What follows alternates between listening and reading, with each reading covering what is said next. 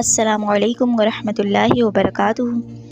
میرا نام افشا بخاری ہے اور آج ہم بات کریں گے تراویح نہ پڑھنے والا گنہگار ہے یا نہیں۔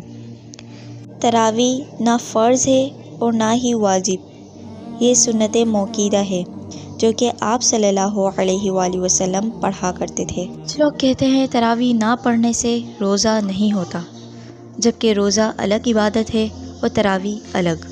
جو شخص تراویح پڑھتا ہے اس کے پچھلے گناہوں کو معاف کر دیا جاتا ہے۔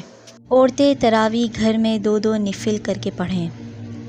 وہ صورتیں پڑھیں جو آپ کو یاد ہو، اور اگر یاد نہیں تو قرآن کھول کر بھی تراویح پڑھی جا سکتی ہے، بشرط یہ ہے کہ آپ کی نگاہیں توجہ ادھر ادھر نہ ہو۔ نفل عبادت میں اگر آپ کھڑے رہ کر تھک گئے ہیں تو بیٹھ کر بھی پڑھی جا سکتی ہے، اور نفل عبادت میں آپ وقفہ بھی لے سکتے ہیں۔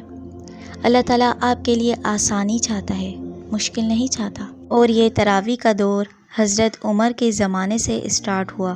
کچھ لوگ کہتے ہیں تراویح کی 8 رکعت ہے اور کچھ کہتے ہیں 20 رکعت ہے، جبکہ امام حنبل کے نزدیک اس کی 20 رکعتیں ہیں۔ تراویح کو پورے شوق اور لگن سے پڑھیں۔ اگر آپ تھک چکے ہیں تو آپ تراویح چھوڑ بھی سکتے ہیں۔ تو ملتے ہیں نیکسٹ ویڈیو میں، تب تک کے لیے اپنا خیال رکھیے گا۔ اللہ حافظ۔